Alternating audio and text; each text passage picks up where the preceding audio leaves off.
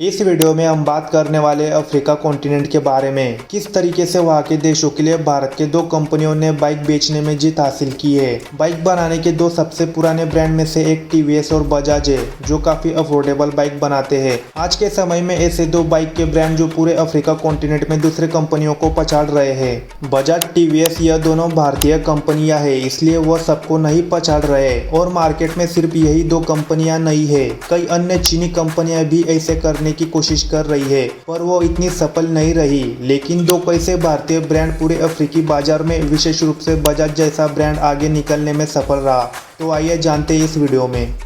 यह काफ़ी पहले शुरू हुआ था, जब अफ्रीकी देश केवल बिजनेस में आगे बढ़ने का प्रयास कर रहे थे।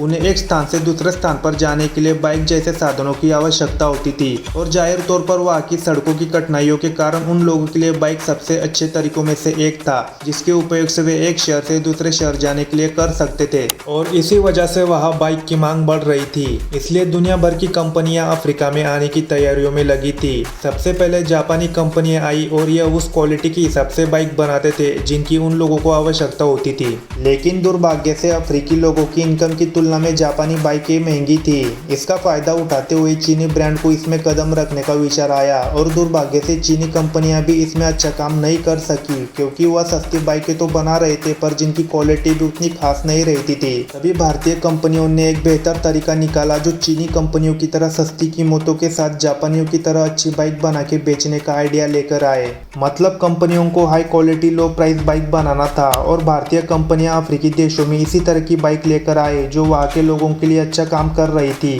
क्योंकि अब तक भी बहुत से इलाकों के पास अच्छी क्वालिटी की सड़कें नहीं है। इसी कारण लोगों के लिए एक जगह से दूसरी जगह जाने के लिए बाइक सबसे आसान तरीके में से एक है। अगर आज भी आप अफ्रीकी देशों में देखोगे तो आपको ज्यादातर उपयोग की जाने वाली बाइक बजाज या टीवीएस कंपनी की ही देखने को मिलेगी, जो दोनों कंपनियां अफ्रीकी कॉन्टिनेंट में टॉप पर है। यहाँ पर बजाज कंपनी सिर्फ बाइक बनाने के लिए नहीं जानी जाती, बल्कि ट्रांसपोर्टेशन को आसान बनाने का एक और जरिया बजाज ऑटो आपको इन देशों में बहुत सारे देखने को मिलेंगे।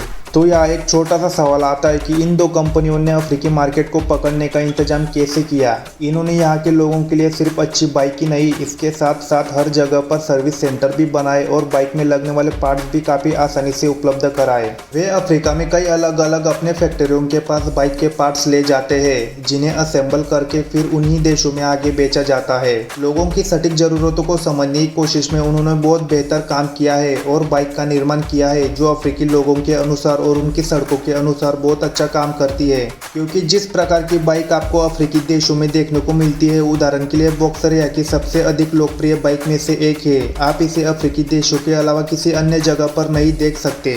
मतलब कि वे वास्तव में समझते हैं कि अफ्रीकी सड़कें कैसी है और वे अफ्रीकन लोगों को अच्छी और क्वालिटी की कोई चीज़ कैसे उपलब्ध कर सकते हैं, और इसी बात को ध्यान में रखते हुए वहाँ भारतीय कंपनियों ने जीत हासिल की है।